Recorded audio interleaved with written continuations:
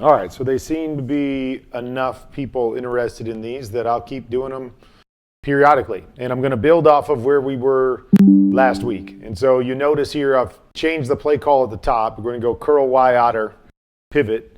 But I have the same play drawn up as before. So I've got the spout concept to the right. I've got the wrap concept to the left over here.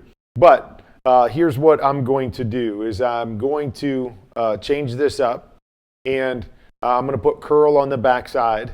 But I just wanted you to show you how everything's going to come off of what we're doing here. Okay, so I'm just going to kind of draw it in real quick to the right-hand side. So what Otter looks like, it's going to look exactly the same. I'm huge on giving the defense the same presentation, yet doing something different to them. Okay, so we're going to do exactly the same thing. Everything's going to look exactly the same, and we're going to run Otter now. So Otter, the Z, is going to do exactly what he did before.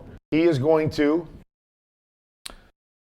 run the quick out, chasing the outside shoulder of the corner, getting outside the corner and running the corner. Okay, Otter stands for out corner. Okay, so this guy on the Y, instead of releasing and running the hook, he's the guy that's going to run the corner route over the top. So release pattern is exactly the same. Y is looping around the F. Instead of stopping there at 5 yards, he is going to push through to 12, and he's going to run the corner. Okay, F is going to do exactly the same thing. He's going to push inside. He's actually the one that has the pivot. Okay, so on a pivot, it's the same thing F is doing. He's doing a pop. Okay, he's running inside to pop. If he's open, he can stay there and make himself available, but what he's really doing is going to return back to the outside. So that's what I call a pivot. Okay, if you ever watched Friends, piv out, okay? Okay, so he's like pivot, but we're saying piv out. Okay, so they're going inside and then they're pivoting back outside. That's what a pivot is to me. Okay, on the backside, we've got the wrap drawn up here. What I would do on the backside is I'm going to put curl over here. So I can do the same thing. I actually like inside release, push up to 12 and run the curl because we would inside release the wrap. So you can change that up. You can straight release the curl if you want, but I like to give the same appearance. So sometimes I like to inside release and then push vertical and run the curl. The inside release gets me leverage on the corner. Then I expand back to my original alignment and run the 12-yard curl. And here I'm going to free release the back here because I need him underneath the curl, so I don't want to check him to that side. Okay, so now we're going to run the Otter, the curl Y Otter pivot. Okay, so see it. Everything is exactly the same. To 5 yards, everybody on the right-hand side does exactly the same thing. On the backside, it's going to look exactly the same. Seam inside, push up to 12 yards. Now, instead of rolling it inside on the in, now we're going to run the curl.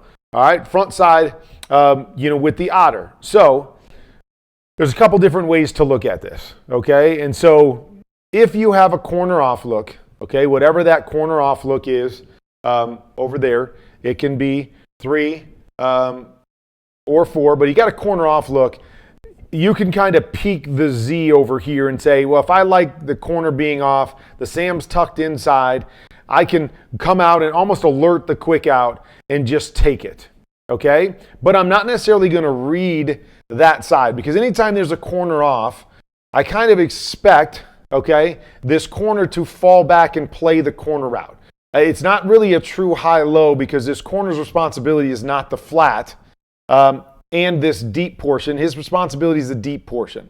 So although a lot of teams will run this against any coverage, I'm not a huge fan of reading this out against a corner off. I'm more of an alert the quick out.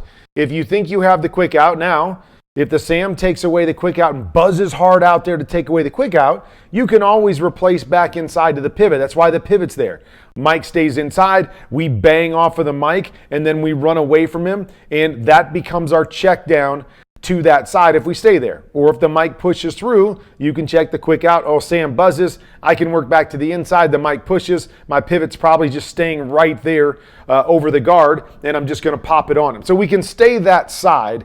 It's just I want you to be very conscious when the corner's off. We're not really thinking reading this corner high-low over here. We're really just thinking underneath stuff, out to to the pivot on the inside, or you can just alert the out, and if this guy starts to buzz the out, because the out is really a three-step timing type play. If the Sam starts to buzz to the out right off the bat as you snap the football, now we can go backside and work our high-low off of this linebacker to the backside, okay? So, again, depending on what we have here, I've got quarters drawn up first, okay? So quarters, expect the corner to cover the corner route. So now it's out off the Sam linebacker. He buzzes to the pivot, or it's out. I don't like it. He buzzes quickly backside to the high-low, inside out off of the will linebacker with the curl. Okay? If they go to cover 3, now I'm probably just going to read off of the rotation. So let's say, and again, a lot of this can depend on spacing. Okay? So if we're in the middle of the field, and I have a whole bunch of room back here to the curl flat side, okay, I'm not as worried about having 2 underneath defenders if I've got a lot of space. If I'm into the short side, then we've got the strong safety to be able to take the flat. The will's in position where he doesn't have to move that much to take the curl. So if I get a normal cover 3, I'm going to read this. And again, I'm not expecting to get the corner. Now, it can happen. You can come out to throw the out, and this guy, even though his responsibility is deep, could always jump the out. I just don't expect that when number 2 is going vertical for him to do that. It could happen, and if you're aware of it, obviously, then you can come up over the top of the corner. Just don't expect to read this out to corner off of the corner back because his responsibility is deep. So let's play against their responsibilities. Expect to read this out with the buzz, and then back inside to the pivot if you don't like the relationship backside with your guys. If it's quarters, we only got 1 guy underneath on the backside, I can always go back there. If it's 3 where they're balancing up, now they could have the advantage backside, with the curl flat. If we don't have a great deal of spacing and really feel we can beat the will with our timing on the curl, now I would probably keep this front side and I would play off of this. So let me real quickly, I'm just going to erase this portion of the Y and just draw this in so you don't see that hook there. I was just doing that for the original part of it so you could see how it was the same. Okay, but if I get cover 3, I'm probably going, okay, they got 2 on 2 on the backside. Not my favorite relationship with the spacing. I'm just going to read and try to get the quick out and then read off of the quick out. Boom, he takes it away. I'm going back inside. If I go to hear the quick out and he happens to take it away, which again, I don't expect, don't come out of this thinking I'm reading a high-low off of the corner. It's more of a happening. If I come out to throw the out and I feel the corner drive, now we're going to react up over the top, okay? Then we get cover 2.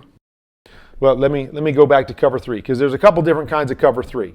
They could also drop down to the front side, what I call a pushed cover 3, where they ultimately have 3 guys down to the right side, especially like in high school, you're on the backside hash. They know all the spaces to the field, so they drop the strong safety to the field. Now you've got 3 underneath guys to the right and only 1 underneath guy to the left. If I get this relationship with any corner off defense, I'm going right backside, okay? Because they've got guys to cover everything here to the front side, even the Mike. If we beat the Mike, now they've got a Sam that can sit there and take that away. So they've got the numbers to beat us if they roll down to the front side, but that's where we get the advantage, 2 on 1 on the backside if they do that, okay? Now let's go to cover 2.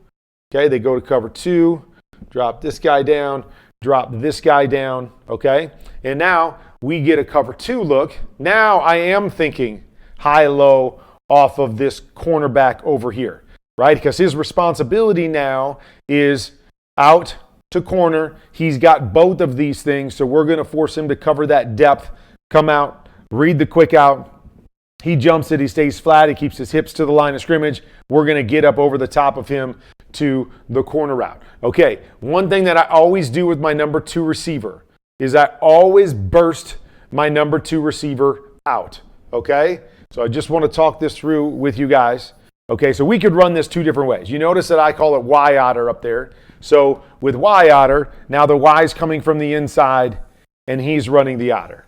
Okay, so he's part of that 2-man combination. He runs the corner. But you notice he starts there inside and he gets 2 yards outside the hash. And again, high school, this is what we use. The hash was our landmark. Wherever and whatever level you play at, you find your hash marks where you keep things the same based on different things that you're doing. So this is kind of where a seam would be for me. If the Y wasn't running a corner, that would be his seam location. So we base a lot of our routes off of that same location and spacing on the field. So now looks like a seam to 12 yards, then he breaks to the corner. Okay, so that's how the Y runs this. I could run this same thing and just call it Otter. Okay, Otter pivot. So now Otter would talk to the 2 outside guys. So if we ran Otter, I would run it like this. So now the F, being the number 2 guy, would run the corner route. Okay, so you notice whether it's the Y or the F, both of those guys are getting to the same landmark 2 yards outside the hash before they run their corner. So it's a burst release for my F. Why do I burst release the F? And there's a couple different reasons. The first and most initial reason is we like it against cover 2. So we're going to burst outside to force leverage off of this safety. We never want to run a corner and let the safety be outside of us. So that initial burst outside is to give us, based on where we think the landmark of safeties are, let's say the landmark is just the hash. The safety likes to stay on the hash. We're bursting 2 yards outside the hash to gain leverage on him because we're running an outside breaking route. We want to be outside of him. So that's the first reason that we burst. The second reason that we burst there is because this Sam linebacker is usually inside of number 2. Okay, so we burst release, and if he's trying to buzz to get to this quick out, like we said, and again, don't think about cover 2, think about a corner off look. We said this Sam is the one that has to take away the out route. So if this Sam wants to turn and try to take away the out route, that burst release by our F widens the F and makes it almost a natural rub pick because now the Sam has to get through this guy. So he takes off running. We're already outside of him. We burst 2 more yards outside of him that we're trying to get him to slow down, to have to go underneath us, or maybe even over the top of us. We're trying to change this Sam's course so he can't get to the Z. If we're standing here and the F just runs this straight vertical here to run a corner route, now it's much easier for the Sam to get across him. Okay, so if he wants to get across here, it's much easier for him as this guy's going vertical to go boom, boom, 2 steps and I'm across this guy, and now I have a better chance to keep running all the way out to the out. So I'm trying to create some interference as well as help my F by getting leverage on the safety. So there are a bunch of different reasons why we do what we do, okay? And it's, we're asking all these questions. Why do we release the way that we release? Okay, we're going to create some space here. We're going to push up. We're going to get leverage. We're going to try to impede that Sam from just buzzing out and being able to steal the Z. We're going to try to slow him down, get him caught up. Even with this switch release, now all of a sudden the guy that he's inside of the F goes inside of him. Maybe that slows him down from turning and buzzing hard right now because number 2 goes inside. Now, all I got to do is slow him down a step. Now I know he can't cover the out, and I've got him beat. So our release pattern is trying to help us win on this route in a lot of different ways. And so always have a reason for what you're doing. And I always burst or seam my number 2 to put pressure on these linebackers to make decisions. All right, so here we're going to take the Y and we are going to bubble him, burst him outside so he goes 2 yards outside the hash, gets leverage on the safety, hopefully slows down and impedes that Sam as he's trying to run through to the out. But also remember, this is coming off of the play where the Y hooked right here. So if this Sam wants to push through and run through really, really hard, remember, we've already possibly run this route where he ran through, and now we threw it right inside of him to the hook. So he's also thinking about the other routes that we just ran and thinking, okay, I'm going to let the corner try to take away the out, which he shouldn't be able to do if we run it right. And I'm going to slow play this. Great. We get that. Now we're in great position to run Otter and attack outside. And so we're building it, same presentation, so the defense has to think, oh gosh, is he going to stop? Oh gosh, is he going to go and run a corner route? Or we can just keep going and building off of this concept. And I'll show you next time we do this, something else that comes off of this particular release pattern, off of the bunch. Everything's looking the same, and we're giving the defense, same presentation, and now we're doing a whole bunch of different things. So now they've got themselves second guessing, and that's where we gain the advantage from an offensive perspective.